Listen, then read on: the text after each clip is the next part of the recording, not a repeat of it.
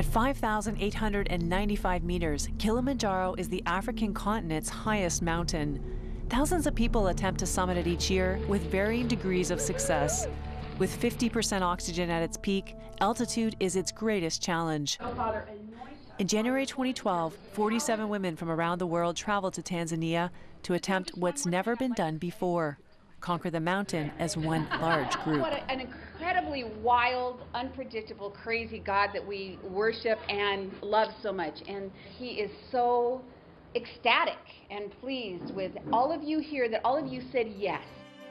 The risks were massive. 10 people die on the mountain every year, and thousands in medical emergencies are airlifted off of it. What happens above an altitude above 3,000 meters is that your lungs and also the small blood vessels in your brain can vasoconstrict. In severe circumstances, people can have pulmonary or cerebral edema, which is fluid on your lungs or your brain. Despite the risks, a greater purpose was driving this team: the opportunity to advocate for sexually trafficked women and children. They had signed up for Operation Mobilization's Freedom Climb, committing to raise $10,000 each for projects to impact women at risk. You guys excited? Yeah! Ranging in age from 18 to 73, they came from countries as diverse as South Africa, India, Cambodia, Russia, New Zealand, and Kosovo, as well as the US and Canada.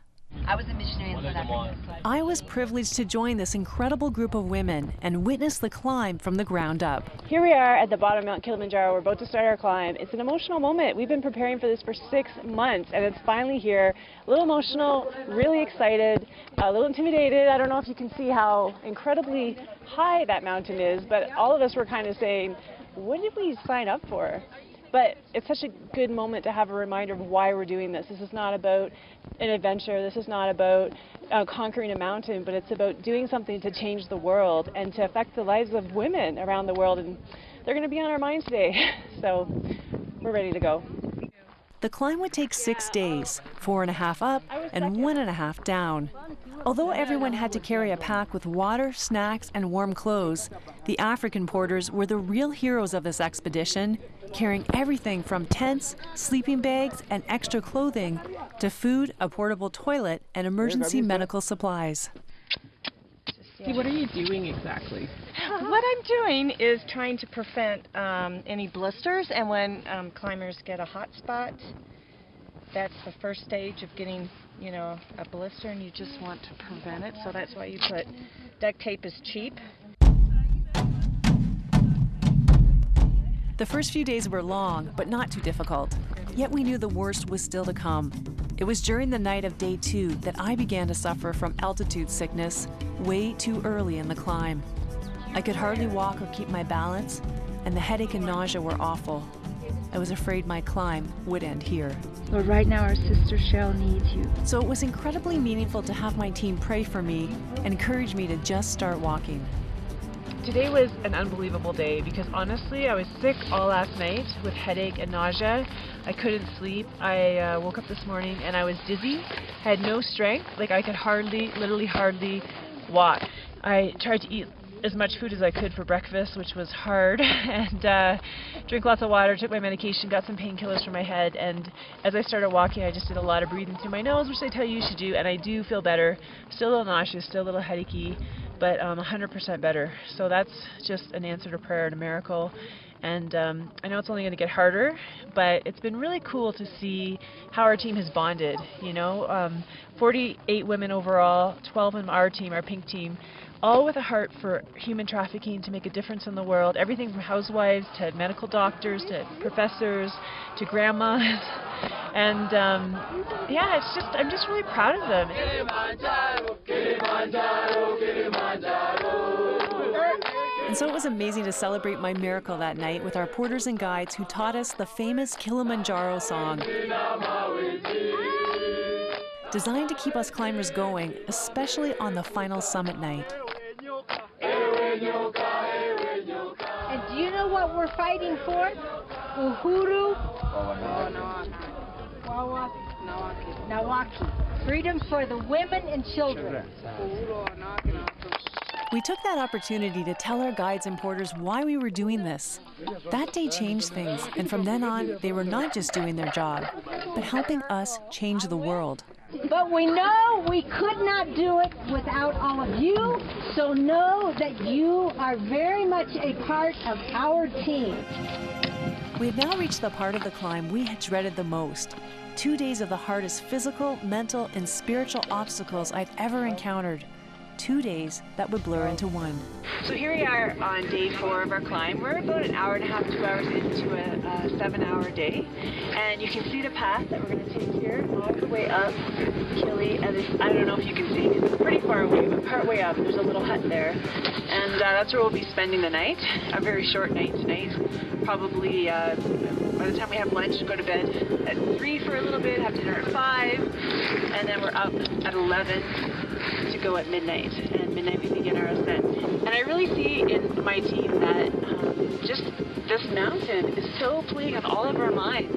You know, whether or not we're actually going to be able to do this. And you think of all the money and time and passion and belief in advocating for trafficked women, for advocating freedom up there. You know, the peak is called Uruhu Peak, which means freedom, and that's what we're all believing for, that this is going to be the beginning of freedom for so many women. It's a prayer walk, it's advocacy, it's awareness, it's fundraising. We know it's just the beginning, and to not make it would break our hearts. As I suspected, we couldn't sleep that evening because the summit was weighing heavily on our minds. 11 p.m. came much too soon. The 7 hours straight up in the dark was like a horrible dream. Freezing cold, exhausted, out of breath, with many sick to their stomach along the way. We weren't sure we were going to make it to the top. The sun rose just before we reached the summit, but a surprise awaited us. The summit we reached was not the highest peak, Uhuru. So here we are at Gilman's Point. It is the top of Mount Kilimanjaro. It's an amazing achievement to make it this last hour or so up a straight up cliff. Was like, I don't know, it was like having the flu and having no energy at all, feeling nauseous with a headache, and having to climb a mountain straight up. But we made it one step at a time, and it's been really cool. And right now the team is deciding, do they start their descent? So we've got 5 hours of descending still today, or do we go on to Uruhu Peak over here, which is another 45 minutes of hiking, so we'll see what happens. 4 of our 12 turned back, too sick to continue. Our guides told us that once you reach this point, you have summited the mountain. But it still wasn't the highest peak, Uhuru, which means freedom.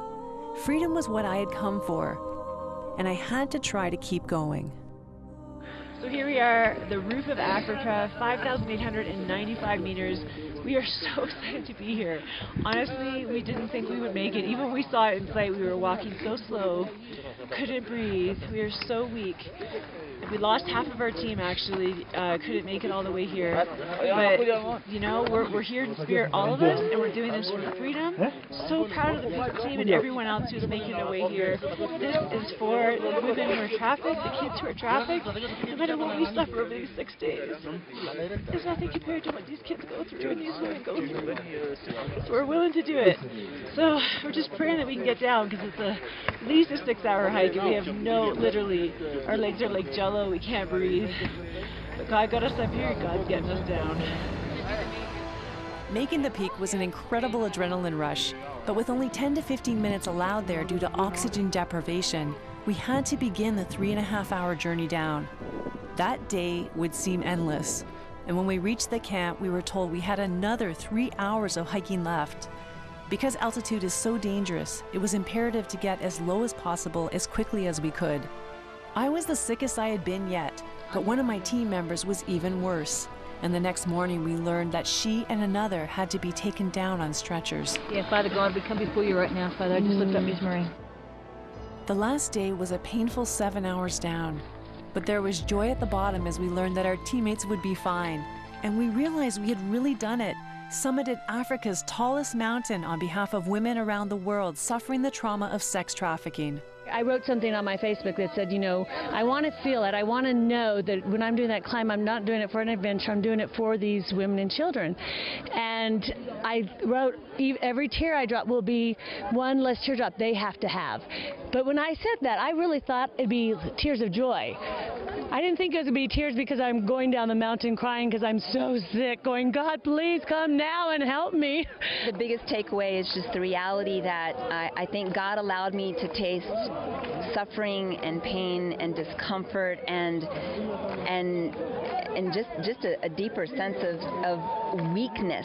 There were times that I felt so weak and so helpless, I didn't know I could take another step. I mean, I would have to cry out to God and say, I need you to give me strength to take another step so that I can reach that peak. And that degree of weakness and it makes you feel out of control. Like I have absolutely no control, and yet I know that this is the day-to-day existence for so many women and children. There are no choices, there are no options, and there is a pain that they're dealing with. The Kilimanjaro National Park said no large group had ever attained the success rate our group did, with more than 90% summiting. Our oldest climber to make it was 70.